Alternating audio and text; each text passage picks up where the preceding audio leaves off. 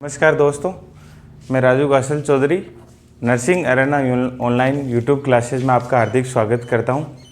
Endocrine system की regular classes चल रही।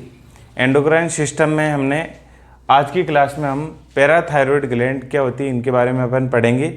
लास्ट क्लास में अपन ने थायराइड ग्रंथि के बारे में पढ़ा था। थायराइड ग्लैंड क्या होती है, कहाँ लोकेटेड होती है, कौन से हार्मोन सिक्रीट करते हैं, कमी से कौन से रोग होते हैं, अधिकता से कौन से रोग, इनके बारे में लास्ट क्लास में डिस्कस किया था। आज की क्लास में अपन पढ़ेंगे पैराथायरॉयड ग्लैंड, जो कि नाम से स्पष्ट है, थायराइड ग्लैंड का ही पीछे का ये लोकेटेड होती है और बहुत ही छोटी ग्लैंड होती है। तो आज की क्लास में अपन डिस्कस करने जा रहे हैं पैराथायरॉयड ग्लैंड। तो आज की क्लास में अपन ये पढ़ेंगे कि पैराथायरॉयड ग्लैंड क्या होती है, कितनी साइज होती है, कैसा कलर होता है, साथ में इसके हार्मोन कौन से हैं और हार्मोन की कमी की वजह से कौन कौन से रोग हो सकते। दैट मीन्स पैराथायरॉयड ग्लैंड की बेसिक रिव्यू के बारे में आज की क्लास में डिस्कस करेंगे। चलिए शुरू करते हैं। सबसे पहले पैराथायरॉयड ग्लैंड की लोकेशन की बात करें तो लोकेशन की अगर मैं बात करूँ तो लोकेशन होती है behind thyroid gland, thyroid gland के जस्ट पीछे, behind thyroid gland, thyroid gland के जस्ट पीछे कौन स्थित होती है, पैराथायरॉयड ग्लैंड। नेक्स्ट बात करें नंबर, ये नंबर के अंदर जो थायराइड ग्लैंड है कितने होती है, चार पैराथायरॉयड ग्लैंड होती है, चार पैराथायरॉयड। चार कहाँ होती है, दो तो होती है अपर पोल्स पे जैसा कि आप डायग्राम में देख रहे हो, दो होती है लोअर पोल पे। तो ये थायराइड ग्लैंड है बटरफ्लाई शेप की, और थायराइड ग्लैंड के पीछे ये क्या है, पैराथायरॉयड ग्लैंड है। बहुत छोटी ग्लैंड होती है, दो तो अपर पोल पे पाई जाती है, दो लोअर पोल पे। नेक्स्ट बात करें इसकी कलर, तो कलर होती है डार्क ब्राउन, कलर इसका होता है dark brown, dark brown colour की ये जो ग्लैंड होती है। और इसका मेजरमेंट की बात करें अगर, मेजरमेंट में आता है लंबाई चौड़ाई इंटू ऊंचाई, तो 6x3x2। तो ये इसका जो मेजरमेंट है। और मेजरमेंट के बाद में अगर इसकी वेट की बात करें तो वेट इसका बहुत कम होता है इस ग्लैंड का, क्योंकि सूक्ष्म ग्लैंड है, छोटी ग्लैंड है। तो इसका वेट होता है 40 mg milligram each lobe, each gland. 4 glands होती है पैराथायरॉयड ग्लैंड, तो एक का वजन है 40 mg, मतलब छोटा सा है, बिल्कुल छोटा सा। नेक्स्ट बात करें तो पैराथायरॉयड जो ग्लैंड है ये किससे बनी हुई होती है, तो इसके अंदर मेन 2 सेल्स होती है। तो ये तो होगी एनाटॉमी की बात कि कहाँ स्थित, लोकेशन कहाँ है, मेजरमेंट क्या है, वेट कितना है, कलर कैसा है, ये तो बेसिक एनाटॉमी होगी पैराथायरॉयड ग्लैंड की। नेक्स्ट अपन बात करेंगे इसकी सेल्स की, दैट मीन्स ये किससे मिलके बनी हुई थी। तो नेक्स्ट अपन बात करते हैं पैराथायरॉयड ग्लैंड की। तो पैराथायरॉयड जो ग्लैंड है, पैराथायरॉयड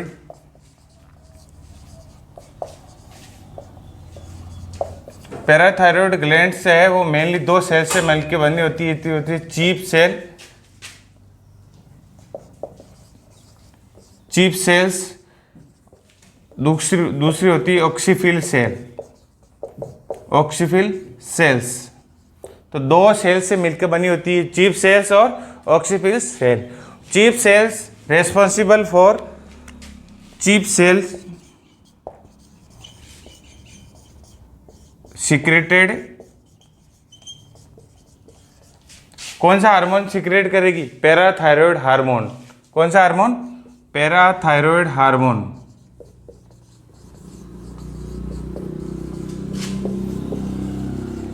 पैराथायरॉयड हार्मोन, इसको मैं पीटीएच हार्मोन भी बोलते हैं, शॉर्ट में क्या बोलते हैं, पीटीएच हार्मोन, पैराथायरॉयड हार्मोन।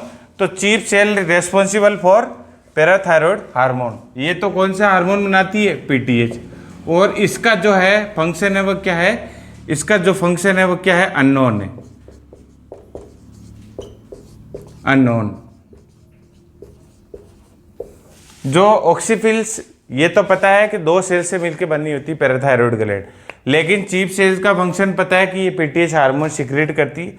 लेकिन जो ऑक्सीफिल सेल्स है, इन ऑक्सीफिल सेल्स का जो है फंक्शन क्या है, अननोन है। इनका फंक्शन पता नहीं है कि ये सेल्स क्या काम करती है। तो दो अगर आपसे पूछा जाए मेडअप ऑफ, तो made up of 2 cells, chief cells responsible for PTH hormone, oxyphil cells function unknown. ये हो गया इसके बारे में। नेक्स्ट बात करते हैं, जो पीटीएच हार्मोन है ये क्या है, पैराथायरॉयड हार्मोन। और पैराथायरॉयड हार्मोन है जो पैराथायरॉयड ग्लैंड है, इससे कब रिलीज होगा, जब इसका फंक्शन के बारे में अपन बात करते हैं। पीटीएच हार्मोन, तो पैराथायरॉयड ग्लैंड का एक ही मेन हार्मोन है पीटीएच हार्मोन। तो पीटीएच हार्मोन के बारे में अपन देखते हैं कि पीटीएच हार्मोन क्या काम करता है। तो नेक्स्ट अपन बात करने जा रहे हैं पीटीएच हार्मोन की फंक्शन की। पीटीएच फंक्शन, पीटीएच क्या है, पैराथायरॉयड हार्मोन फंक्शन। तो मेनली जो इसका फंक्शन है वो है कैल्शियम के लेवल को इंक्रीज करना। तो इनका जो पीटीएच का मेन फंक्शन है increase blood calcium level, blood calcium level. तो ब्लड के अंदर है कैल्शियम का लेवल को क्या करना है, इंक्रीज करना। नॉर्मल अगर कैल्शियम लेवल की बात करें, नॉर्मल कैल्शियम लेवल,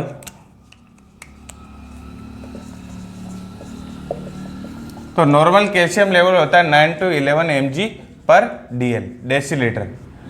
तो 9 से 11, 9 to 11 mg तक, ये नॉर्मल वैल्यू भी कई बार कम्पिटिटिव एग्जाम में पूछी जा सकती है। ये भी एक इम्पोर्टेंट क्वेश्चन बनता है यहाँ से, क्योंकि यहाँ से कैल्शियम की नॉर्मल वैल्यू पर्सन के अंदर नॉर्मल वैल्यू पूछी जा सकती है। नॉर्मल पता होगी तभी तो अपन को पता होगा इसके रेफरेंस में, अगर इससे ज़्यादा है वैल्यू तो इंक्रीज है, इससे कम है तो डिक्रीज है।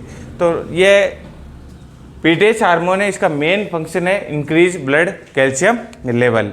और अगर आवर बॉडीज, नेक्स्ट बात करते हैं अपन, our bodies calcium contain about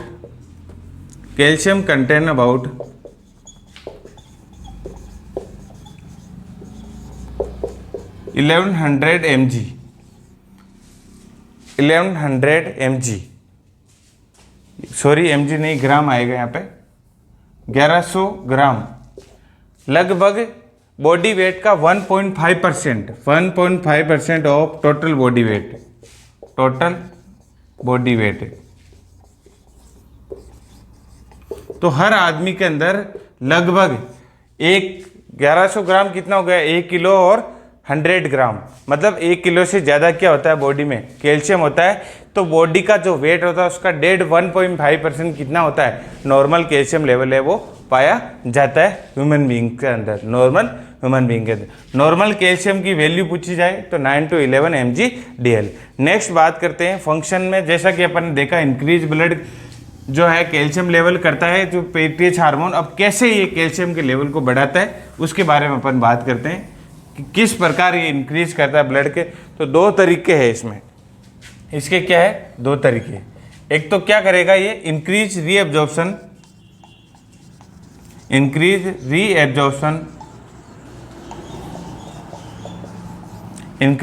reabsorption of calcium from, calcium को मैं ऐसे भी लिख सकता हूँ Ca+2, ये क्या है calcium ion. Increase reabsorption from bone, calcium from bone, तो बोन के अंदर जो कैल्शियम है उसके रीएब्जॉर्प्शन बढ़ाएगा देगा। दैट मीन्स इनडायरेक्टली अगर बात करें तो ये क्या कर देगा, increase activity of osteoclast, activity of osteoclast.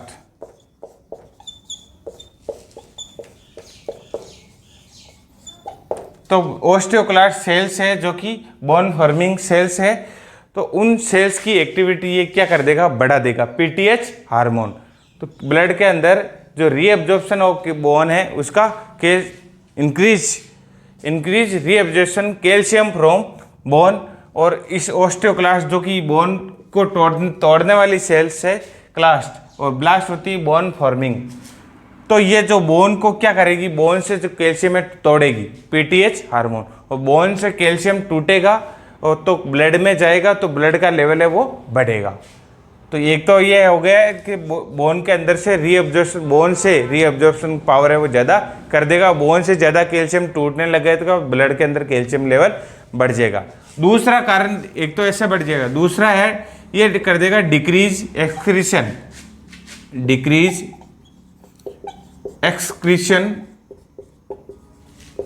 Of calcium from kidney.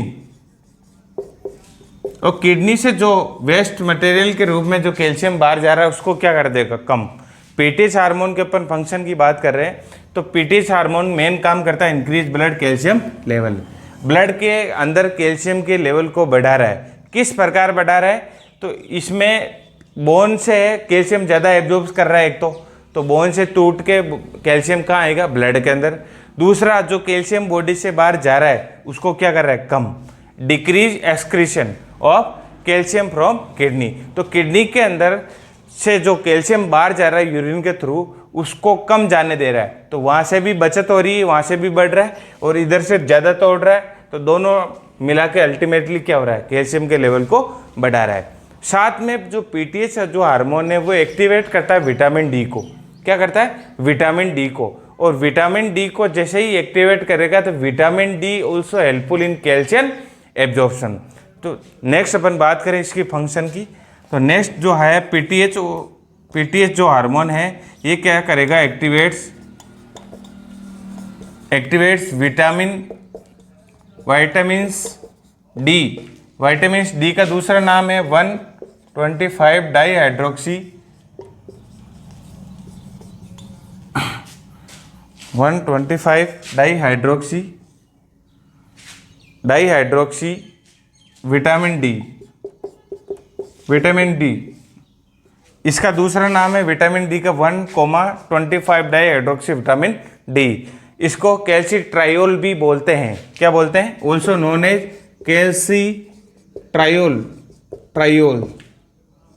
कैल्सीट्रायोल। ये भी एक क्वेश्चन बनता है इस टॉपिक में से कि calcitriol also known as vitamin D. Vitamin D का ही दूसरा नाम क्या है, कैल्सीट्रायोल।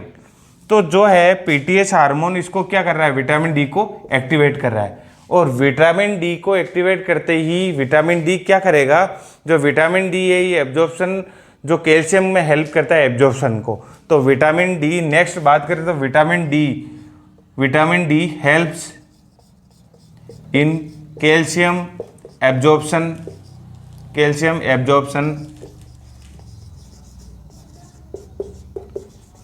Vitamin D helps in calcium absorption from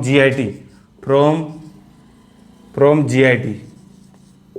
GIT होता है गैस्ट्रो इंटेस्टाइनल ट्रैक्ट, जो आपकी आंतें हैं वहाँ से ये क्या कर देगा, कैल्शियम का एब्जॉर्प्शन बढ़ा देगा। तो अब देखो वापस मैं फंक्शन की बात कर रहा हूँ, एक बार रिवाइज करवा रहा हूँ कि जो अपन पढ़ रहे हैं पैराथायरॉयड हार्मोन, इसका क्या फंक्शन है। तो इसका मेन फंक्शन देखा था इंक्रीज ब्लड कैल्शियम लेवल, कि ब्लड के अंदर, ये इंपॉर्टेंट वर्ड है ब्लड, तो ब्लड के अंदर है, बॉडी के अंदर नहीं, ब्लड के अंदर कैल्शियम के लेवल को क्या कर रहा है, इंक्रीज। अब अपन ने देखा था ब्लड के अंदर कैल्शियम के लेवल कैसे इंक्रीज करेगा, कि एक तो जो बोन के ऊपर, बोन किससे बनी होती है, कैल्शियम से, तो बोन के ऊपर जो कैल्शियम है उसका रीअब्जॉर्प्शन बढ़ा देगा। तो बोन से जो इनडायरेक्टली मैं बोलूँ तो बोन से जो कैल्शियम है टूट के ब्लड में जाने लगेगा, तो ब्लड में जाएगा कैल्शियम, तभी तो ब्लड के अंदर लेवल है वो बढ़ेगा। दूसरा, जो कैल्शियम बॉडी से बाहर जा रहा था उसको भी क्या कर रहा है, कम, बाहर जाने को भी किडनी पे एक्सक्रीशन है वो कम कर रहा है। तो इधर से कम कैल्शियम बाहर जा रहा है, इधर से बोन से आ रहा है, तो दोनों मिला के ब्लड के अंदर कैल्शियम को लेवल बढ़ गया। एक फंक्शन तो ये हो गया। सेकंड फंक्शन होता है जो पैराथायरॉयड जो हार्मोन है वो आपका विटामिन डी है उसको एक्टिवेट करता है। विटामिन डी का दूसरा नाम कैल्सीट्रायोल। और विटामिन डी को एक्टिवेट करने से विटामिन डी हेल्प कर रहा है इनडायरेक्टली कैल्शियम की एब्जॉर्प्शन को। तो जैसे ही विटामिन पैराथायरॉयड हार्मोन है विटामिन डी को एक्टिवेट कर देगा और विटामिन डी कैल्शियम की एब्जॉर्प्शन करवा देगा जीआईटी से। तो एक प्रकार से जीआईटी से भी कैल्शियम का लेवल है वो एब्जॉर्प्शन ज़्यादा होने लग जाएगा। तो इनडायरेक्टली पीटीएच हार्मोन कैल्शियम का एब्जॉर्प्शन भी बढ़ा रहा है, कैल्शियम का एब्जॉर्प्शन भी बढ़ा रहा है। कैसे बढ़ा रहा है, इनडायरेक्टली रूप से इसको एक्टिवेट कर रहा है, ये इसकी हेल्प कर रहा है। तो दूसरा फंक्शन ये होगा कि जीआईटी से एब्जॉर्प्शन बढ़ा देगा, किडनी से कम कर देगा और बोन से ज़्यादा तोड़ेगा। तो तीनों मिला के इसका मेजर फंक्शन क्या हो गया, कैल्शियम के लेवल को इंक्रीज करना। ये तो होगी नॉर्मल जो पैराथायरॉयड ग्लैंड के बारे में, कि पैराथायरॉयड ग्लैंड क्या होती है, नंबर में 4 होती है, इसका वजन 40 mg होता है, location behind thyroid gland, colour dark brown है, मेजरमेंट 6x3x2 मतलब 6 से, ये सब इस आ गया, आएगा इसके अंदर, ये सब इसका मेजरमेंट। अब अपन बात करेंगे इसका एबनॉर्मल। ये तो हो गया नॉर्मल कंडीशन में कि नॉर्मल अगर पैराथायरॉयड हार्मोन है तो किस प्रकार बॉडी के अंदर कैल्शियम लेवल को मेंटेनेंस का काम करेगा, किस प्रकार लेवल है वो बढ़ाएगा। अब अपन बात करेंगे एबनॉर्मल। एबनॉर्मल में क्या होगा, जो पैराथायरॉयड हार्मोन है या कम सीक्रेट होने लग जाए या फिर ज्यादा होने लग जाए तो बॉडी के अंदर क्या क्या इफेक्ट देखने को मिलेंगे। तो नेक्स्ट अपन बात करते हैं abnormal secretion of PTH. Abnormal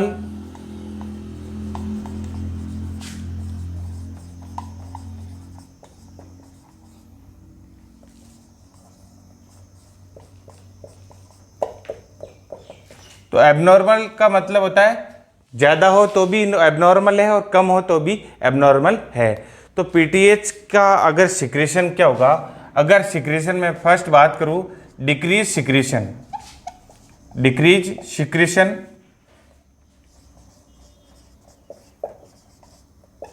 of PTH. अगर पैराथायरॉयड हार्मोन का सिक्रेशन क्या है, कम, और पैराथायरॉयड हार्मोन का सिक्रेशन अगर कम है तो बॉडी के अंदर क्या होगा, कैल्शियम का लेवल क्या होगा, कम, क्योंकि अपन ने इसका फंक्शन पढ़ लिया, पीटीएच हार्मोन इंक्रीज करता है। तो इसका लेवल अगर कम है तो ये कोजेज करेगा, कोजेज हाइपोकैल्सीमिया। हाइपो का मतलब कम, कैल्सीमिया, हाइपोकैल्सीमिया। तो पीटीएच हार्मोन का लेवल जैसे ही कम होगा तो बॉडी के अंदर कैल्शियम का लेवल भी कम, और बॉडी के अंदर कैल्शियम का लेवल कम, कैल्शियम लेवल का कमी क्या कहलाता है, हाइपोकैल्सीमिया। और हाइपोकैल्सीमिया जैसे ही बॉडी में होगा तो हाइपोकैल्सीमिया की वजह से एक बॉडी के अंदर एक साइन आता है टिटेनी साइन। किस वजह से, हाइपोकैल्सीमिया। ये भी एक स्टार मार्क क्वेश्चन बनता है एग्जाम्स के अंदर कि टिटेनी साइन कोजेज किस वजह से कोज होता है, tetany sign, hypocalcaemia. Tetany sign क्या है, tetany sign muscular spasm intermittent. Tetany sign की अगर बात करूं मैं तो intermittent muscular spasm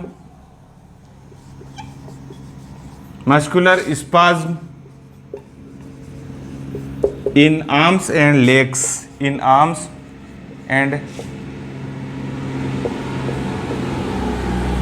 legs. That means intermittent का मतलब लगातार नहीं, कभी कभी या रुक रुक के कुछ समय के या इस पे एक फिक्स टाइम ड्यूरेशन के बाद में मसल्स के अंदर स्पाज्म होना, आर्म्स और लेग। दैट मीन्स हाथ और पैर के अंदर मसल, हाथ और पैर में क्या है, मसल्स, बोन को अटैच कौन कर रही है, मसल्स, और मसल्स में स्पाज्म होने की वजह से बार बार मसल पे हाथ पेन में कंप्लेन होगी, जिसको अपन हिंदी में या लोकल लैंग्वेज में बोलते हैं मरोड़े। मसल्स में मरोड़े चलना क्या है, tetany, due to lack of calcium या कैल्शियम की कमी। तो कैल्शियम की कमी की वजह से टिटेनी साइन आ रहा है, और टिटेनी साइन की वजह से दो प्रकार के जो आर्म्स में के अंदर और फेशियल के अंदर दो प्रकार के स्पेशल साइन आते हैं जो कि एग्जाम में पूछे जाते हैं, तो वो अपन डिस्कस करने जा रहे हैं। तो हाइपोकैल्सीमिया की वजह से एक साइन आता है ट्राउजियस साइन, एक साइन आता है ट्राउजियो,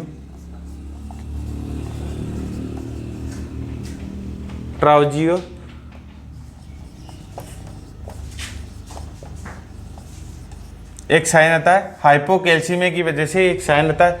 वेरी वेरी इंपॉर्टेंट है, स्टार मार्क क्वेश्चन है, क्योंकि एग्जाम के अंदर आपसे पूछा जा सकता है ट्राउजियस साइन किसके अंदर देखने को मिलता है, हाइपोकैल्सीमिया। हाइपोकैल्सीमिया क्या है, एबनॉर्मल पीटीएच हार्मोन का एबनॉर्मल सिक्रेशन की वजह से कैल्शियम लेवल कम, और कैल्शियम लेवल की कम की वजह से टिटेनी साइन और ट्राउजियस साइन। अब अपन बात करते हैं ट्राउजियस साइन क्या है। तो ट्राउजियस साइन की बात करने से पहले अपन डिस्कस करते हैं, जब, इसको मैं शॉर्ट में लिखवा देता हूं आपको, कि जब pressure in when, pressure apply two nerves and muscles, when pressure apply to nerves and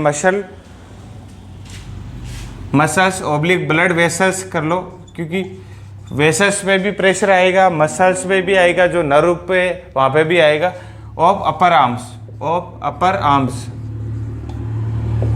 जैसे ही अपर आर्म्स के अंदर क्या करोगे, अपन बात कर रहे हैं ट्राउजियस साइन की। सबसे पहले टिटनी के बारे में बात कर ली थी अपन।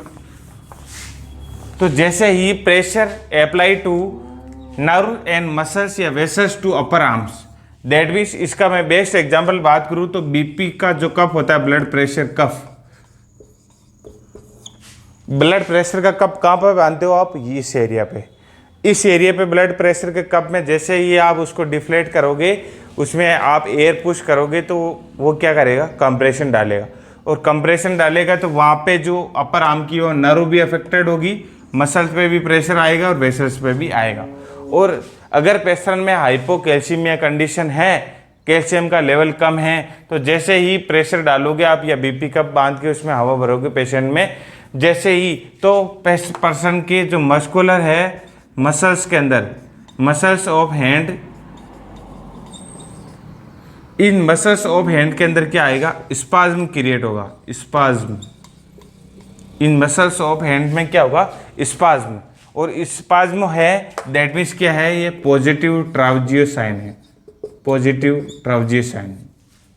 अगर बीपी वाला कप आने के बाद जैसे डिफ्लेट कर रहे हो, मसल्स के अंदर स्पाज्म नहीं है, दैट मीन्स नेगेटिव है, उसमें कोई ट्राउजियस साइन पॉजिटिव नहीं है। जैसे ही आपने प्रेशर अप्लाई करा, प्रेशर अप्लाई करते ही मसल्स के अंदर स्पाज्म हुआ, और स्पाज्म होते हैं कि मतलब पॉजिटिव ट्राउजियस साइंस, दैट मीन्स आपका क्या हो जाएगा, जो मसल्स ऑफ हैंड के अंदर इस प्रकार से स्पाज्म, दैट मीन्स बीपी का कप आप यहाँ बांधोगे और बीपी का कप बांधते जैसे ही इसको डिफ्लेट करोगे तो हाथ पेशेंट का ऐसा हो जाएगा।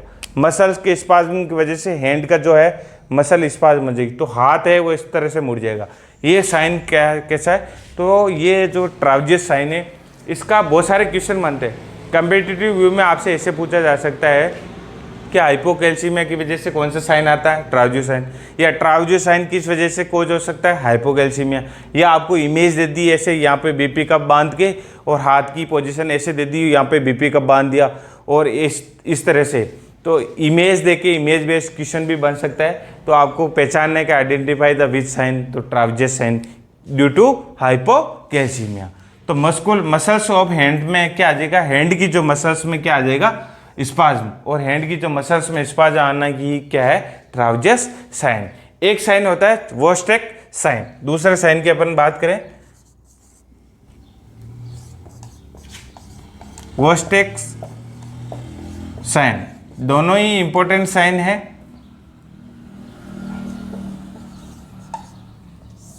ये भी इंपॉर्टेंट साइन है, कॉम्पिटिटिव से पूछा जा सकता है एग्जाम्स के अंदर से भी क्वेश्चन, या तो इसका डायग्राम देख के पूछा जा सकता है, या ये होता है कि इसके बारे में पूछा जा सकता है। तो नेक्स्ट इसके बारे में हम बात करें, वोस्टेक साइन।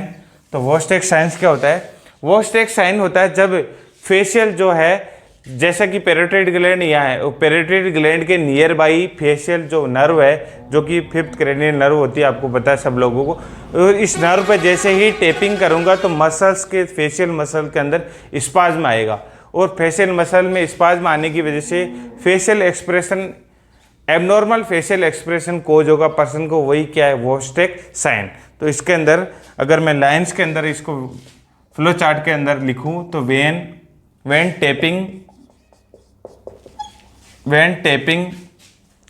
का मतलब टेप करना, tapping facial nerve, when tapping facial nerve in area of parotid gland, when tapping facial nerve in area of parotid gland, जैसे ही पैरोटिड ग्लैंड के इस एरिया पे फेशियल नर्व को टेप करेंगे और टेपिंग के साथ स्पाज्म इन फेशियल नर्व, इन spasm इन facial nerve, और इस फेशियल जो nerve and muscles, in facial muscles के अंदर स्पाज्म क्रिएट होना क्या कहलाता है, पॉजिटिव चवोस्टिक साइन, पॉजिटिव चवोस्टिक साइन। अगर फेशियल मसल पे टैप करने, जैसा भी मैं टैप कर रहा हूँ मेरे कोई भी स्पाज्म नहीं, दैट मीन मेरे अंदर कोई भी हाइपोकैल्सीमिया कंडीशन नहीं है। अगर हाइपोकैल्सीमिया कंडीशन है तो उस पर्सन के अंदर फेशियल मसल के अंदर स्पाज्म क्रिएट हो जाएगा और वो क्या है, पॉजिटिव चवोस्टिक साइन कहलाएगा। दोनों साइन को मिला के टेटनी साइन इसको बोला जाता है। ये कंडीशन हो गई जब पीटीएच हार्मोन की कमी। एबनॉर्मल अपन पढ़ रहे एबनॉर्मल पीटीएच हार्मोन के फंक्शन। एबनॉर्मल अपन देखा था टेटनी साइन हाइपोकैल्सीमिया की वजह से, फर्स्ट ट्राउजियस साइन, दूसरा वोस्टेक साइन। वोस्टेक साइन क्या है, जब पैरोटिड ग्लैंड की के near by muscles facial nerve है उस पे जैसे ही टेपिंग करेंगे तो फेशियल मसल्स के अंदर स्पाज्म होगा, वो क्या, पॉजिटिव चवोस्टिक साइन। तो इसका भी डायग्राम देके आपसे कॉम्पिटिटिव वे में एग्जाम में क्वेश्चन पूछा जा सकता है। कैसे पूछा जा सकता है, या तो चवोस्टिक साइन क्या होता है, हाइपरकैल्सीमिया, हाइपोकैल्सीमिया, हाइपरमैग्नीशियमा या हाइपरनेट्रीमिया, ऐसे ऑप्शन दे के क्वेश्चन पूछा जा सकता है। या आपसे ये पूछा जा सकता है कि जैसे डायग्राम दे दिया जिसमें ये अंगुली फिंगर रख दी, फेशियल एक्सप्रेशन एबनॉर्मल दे दिए, ये कौन सा साइन है, तो आप पहचान लोगे, चवोस्टिक साइन।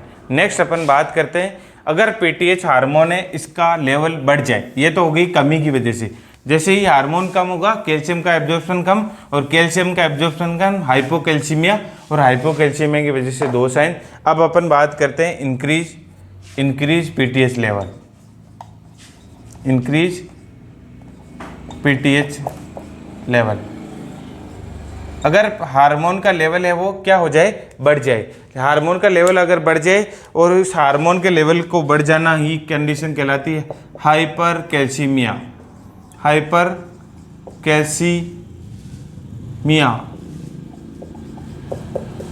हाइपरकैल्सीमिया मतलब क्या है, ब्लड के अंदर कैल्शियम का लेवल है, कैल्शियम का लेवल क्या होना, इंक्रीज इनटू ब्लड।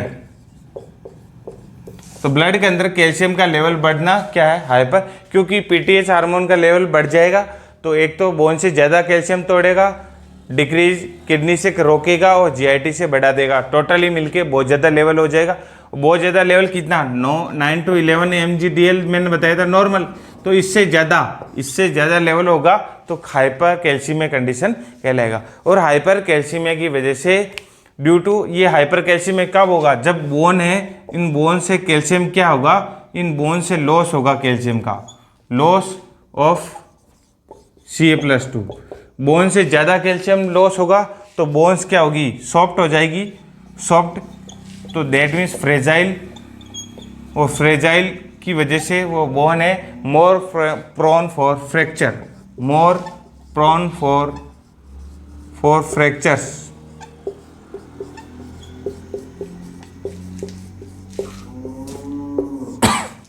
तो हाइपर कैल्सीमिया भी खतरनाक है हाइपो की तरह। हाइपर कैल्सीमिया की कब हो रहा है कि पर्सन के अंदर पीटीएच हार्मोन ज़्यादा है तो ज़्यादा बोन से टूटेगा, तो ज़्यादा बोन से कैल्शियम टूटेगा। तो बोन मेनली किससे बनी हुई थी, कैल्शियम से। तो बोन क्या हो जाएगी, सॉफ्ट, फ्रेजाइल, और जिसकी वजह से फ्रैक्चर होने की संभावना क्या हो जाएगी, बढ़ जाएगी, सॉफ्ट हो जाएगी। तो इजीली फ्रैक्चर पर्सन को थोड़ा सा गिरते ही पर्सन में फ्रैक्चर देखने को मिल जाएगा। तो ये हो गए अपन की आज की जो ग्लैंड है वो पैराथायरॉयड ग्लैंड। तो पैराथायरॉयड में उम्मीद करता हूँ आज की क्लास आपको अच्छे से समझ में आई होगी। तो पैराथायरॉयड ग्लैंड के बारे में अपन ने पढ़ा था। पैराथायरॉयड ग्लैंड क्या होती है, हार्मोन के बारे में देखा था। पैराथायरॉयड हार्मोन पीटीएच हार्मोन है, इसके नाम से ही ग्लैंड से, साथ में इसके फंक्शन के बाद में अपन ने देखा था ये इसकी कमी, और कमी के बाद में देखा था इसकी अधिकता की वजह से होने वाली डिजीज कंडीशन। तो उम्मीद करता हूँ आज की क्लास आपको अच्छे से समझ में आई होगी। अगर आप हमारी चैनल पे नए हैं तो ज़रूर से सब्सक्राइब करें, और अगर आपने वीडियो को शेयर और लाइक नहीं किया है तो ज़रूर से लाइक करें। Thank you joining this class. वंदे मातरम। जय हिंद।